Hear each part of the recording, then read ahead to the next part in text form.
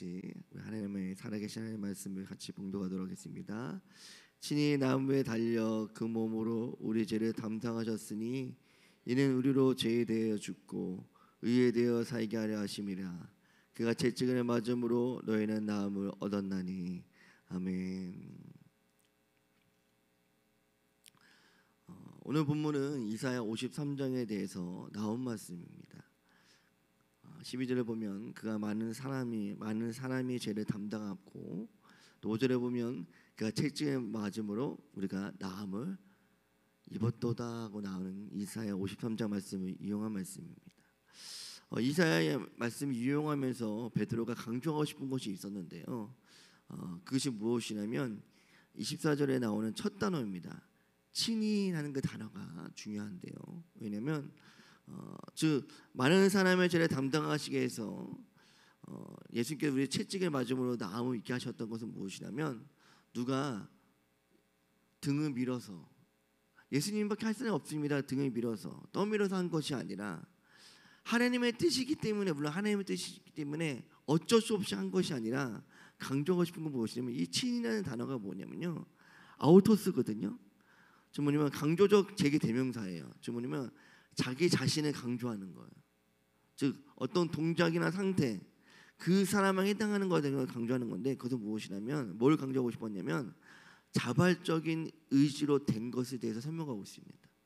그러니까 예수님께서 친히 채찍을 맞은 거, 십자가에 달리신 것은 무엇이냐면 누군가 등 떠밀려서 아니라는 거예요. 자기가 스스로 자기 의지적으로 된 것이라는 것입니다. 그렇다면 우리가 여기서 이 말씀하고 지금 이 당시에 있는 이스라엘 백성하고 이게 무슨 상관이 있는가? 어제 말씀드렸던 것처럼 그들은 예수님 믿는 그 자체만을 어떻게 해요? 심한 박해를 받았어요. 그렇죠? 어떤 박해를 받았죠? 너 예수님 믿어? 예수님 믿어. 잡아갔거든요. 잡아가서 어떻게 했냐면 진짜 너무 끔찍하게 이스라엘 백성이 지나다니는 그 거리에, 로마 시민이 거리는 그 거리에 나무에 매달려서 껍질째 벗겨서 어떻게 했냐면 불을 태웠습니다. 그런 고난을 당했거든요. 그러면 거기서 난 예수님 믿지 않아. 그럼 어떻게 합니까? 잡아가지 않았어요. 지금 무엇이냐면 그들도 친히 나무에 달려 죽고 채찍에 맞았던 건 뭐냐면 하나였습니다. 누가 등을 떠밀어서 이스라엘 백성, 거기 베드로, 그 당시에 있는 그 하나님 믿는 백성들이 누가 떠밀어서 고백한 것이 아니에요. 자기 스스로 고백한 거예요. 자기가 채찍을 맞고 자기가 죽을 거를 알면서도 불구하고 또 뭐예요? 예수님을 시인한 것입니다. 지금 예수님이 시인함으로 뭐예요? 감옥에 들어가고 원형 경기장에서 전투하고 사자와 싸워야 되는 그 삶 가운데 왜 내 삶이 이러지? 하는 것이 아니라 너와 같이 똑같이 신앙을 선택했던, 목숨을 걸어서 너희를 살리고자 하는 분이 계셨다는 거예요.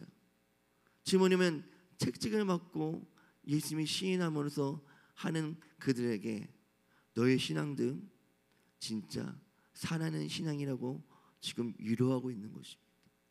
예수님도 그렇게 당했다. 친히.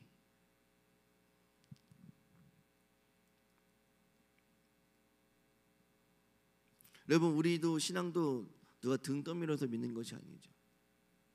자발적으로 믿는 것이죠.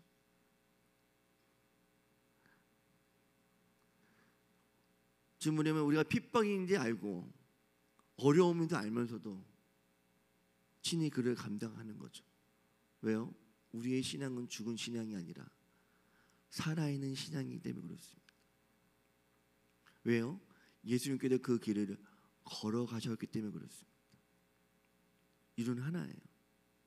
예수님께서 그 길을 걸어가셨고 예수님께서 기뻐하신 일이며, 그것이 진짜 살아있는 믿음이기 때문에 자발적으로 그것을 하는 거예요. 누가 시켜서 하는 것이 아니라.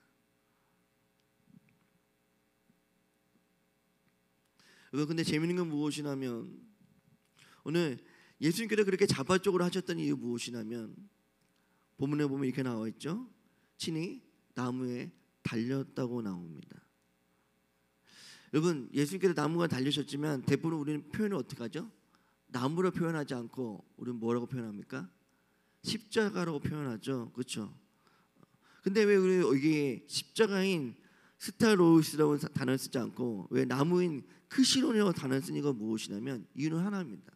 즉 무엇이냐면 하나님께서 구약의 율법을 보면 신명기 21장 33절에 보면 나무에 달린 자는 하나님께 저주를 받았음이니라. 우리가 죄로 말미암아 죽어야 되는 우리가 뭐예요? 대신 예수께서 뭐예요? 저주를 받으신 것이죠. 즉 무엇이냐면 예수님께서 자발적으로 뭘 하기 원하셨냐?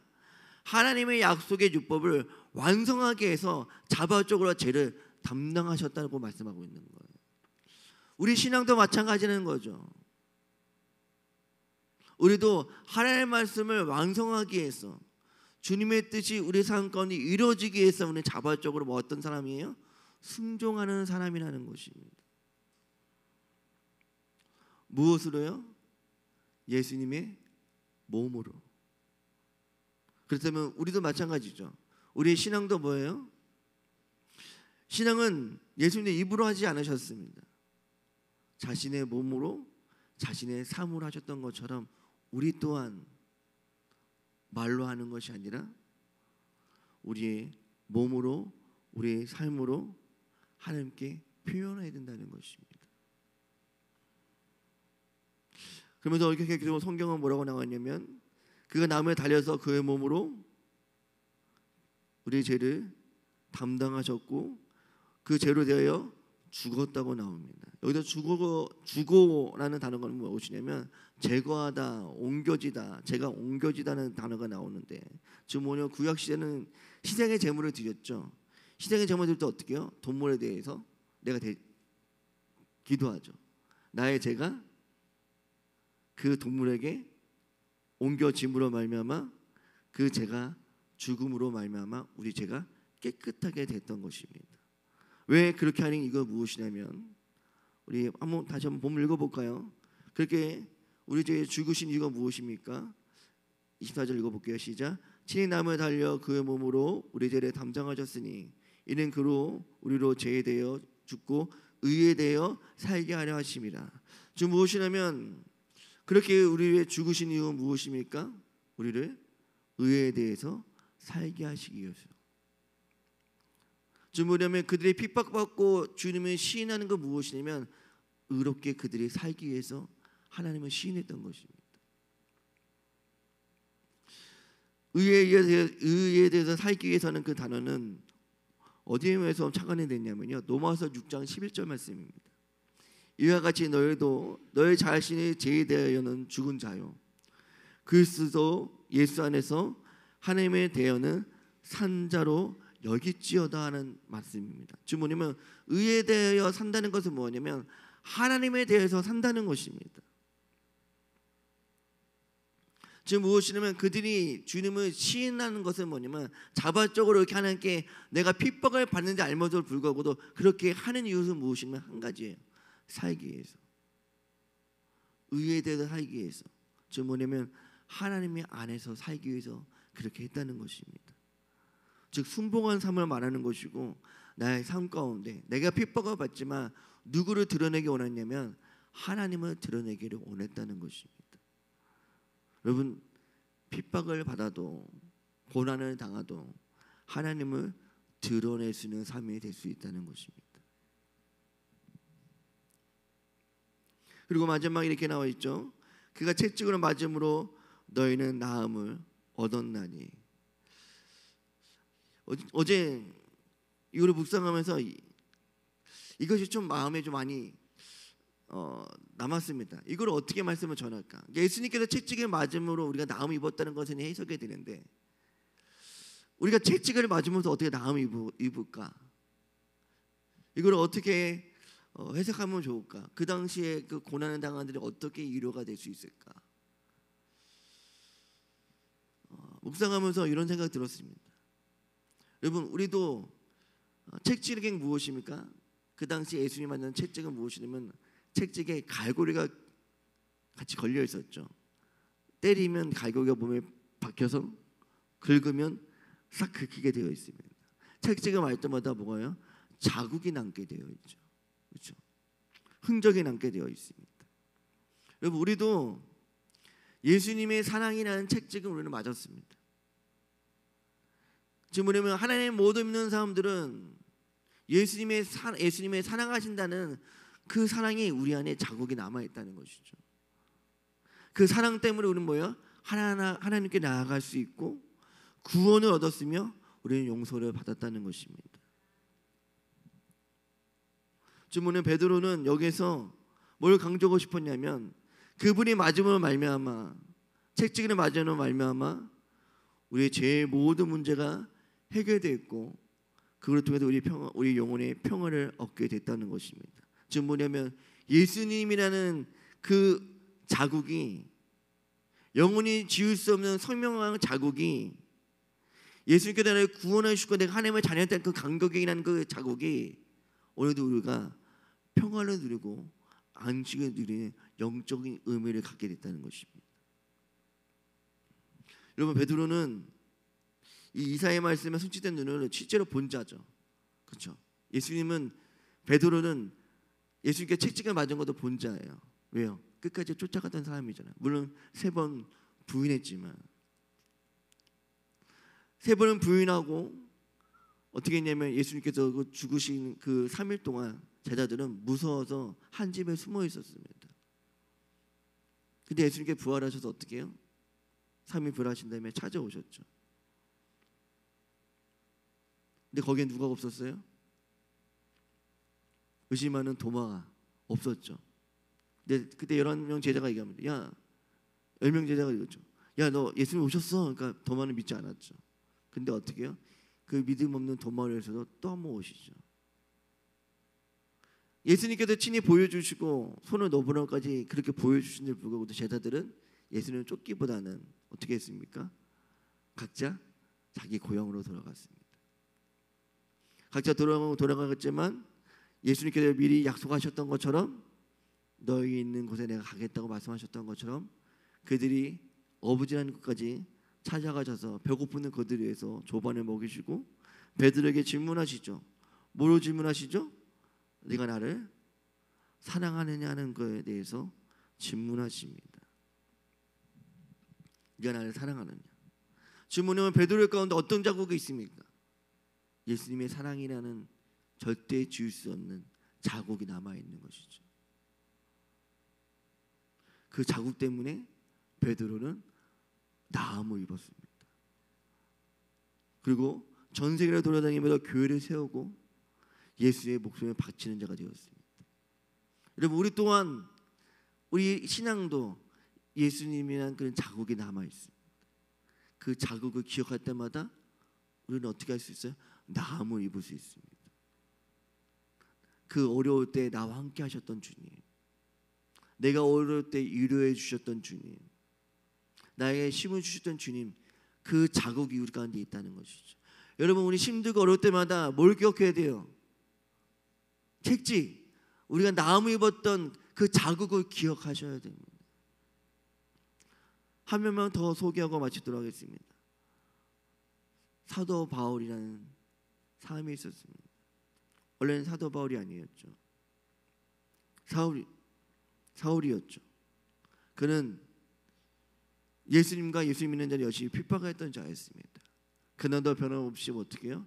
예수 믿는 자를 잡으러 핍박하러 다메섹으로 가고 있는 중에 누구를 만납니까?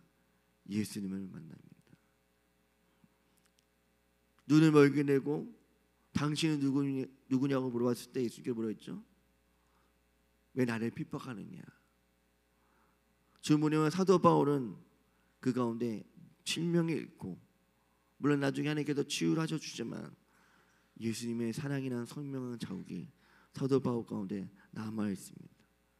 예수님의 사랑과 용서에 대해서 자국이 남아 있습니다. 그리고 그 자국을 통해서 뭐예요? 그 사도 바울 또한 나음을 입은 자가 되었습니다. 그 나음을 입은 자로서 어떻게 살아가요? 전 세계를 돌아다니며 목숨을 걸고 복음을 전하는 삶을 살아가게 됩니다. 우리 또한 인생을 살아오면서 우리에게는 많은 상처와 어려움과 그 마음에, 우리 몸에 많은 채찍들이 남아 있습니다. 상처들이 남아 있어요. 자국들이 남아 있어요. 그렇죠? 그 자국들을 볼 때마다 마음이 어렵고 힘들지만 그때마다 뭘 더 기억해야 됩니까? 그 자국 가운데 나와 함께 하셨던 주님을 기억해야 된다는 것입니다. 그분을 통해서 이 자국을 치료하셨던 주님을 기억하셔야 되는 것입니다. 난리를 살리셨고, 또한 그 상처 남은 그 자국을, 나에게만 가졌던 그 자국들이 슬프고 좌절이 아니라 이것을 주님께서 그 상처를 낫게 하셨더니 뒤돌아보니까 나의 인생이 나같이 자국이 남았던 자들에게 어떤 자가 된 거예요? 살아남을 수 있게 도와주는 믿음의 생명체가 된 것입니다. 나를 살렸던 그 자국이 다른 사람을 살리는 통로가 된 것입니다.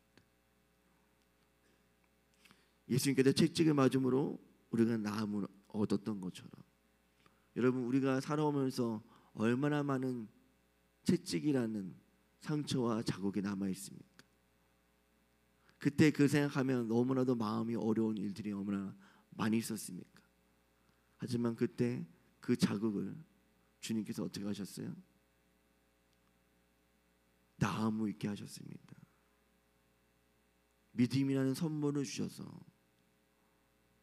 구원이라는 선물을 주셔서, 상처가 상처로 끝나는 것이 아니라 우리가 나음을 입어서 친히 예수님을 전할 수 있는 자가 되었습니다.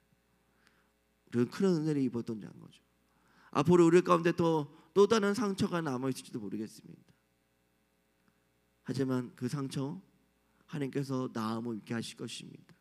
그리고 그 나무 중에서 나만 나은 것이 아니라 다른 사람을 낳을 수 있는 축복의 통로가 일이 되게 하실 것입니다.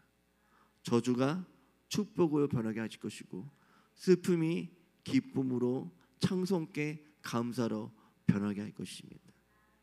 이 고난에 다가오는 그들에게 그것을 설명하고 있는 거예요. 너를 지금 다가오는 그 책찍, 예수님이 그렇게 당하셨어. 그 책찍을 받는 그것이 너를 낫게 할 거야. 왜? 예수님께서 그러려고 이 땅에 오셨거든. 그들에게 위로하고 계신 것입니다.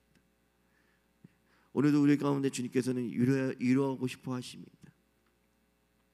상처가 상처로 끝나는 것이 아니라, 힘듦이 힘듦이 끝나는 것이 아니라, 그 힘듦이, 그 어려움이 나만 살리는 것이 아니라 다른 사람을 살릴 수 있는 통로가 된다는 것을 잊지 않았으면 좋겠습니다.